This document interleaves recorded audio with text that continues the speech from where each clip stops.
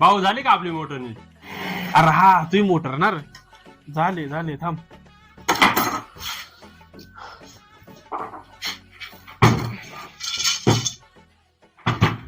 हा तिथं bearing bill पाहून दे मला एकदाशी. हा बिअरिंग झालं होता त्याचं 400 रुपये झालं तो आलं. पाहिलं ना भाऊ, तेव्हा काल तर पाहिलं झाला. ते दुसऱ्या घेऊन गेलतो, तो म्हणतो 2000 रुपये लागतील, मोठे जळलेले. हा का? हा. अरे देवा सांगून फसलो.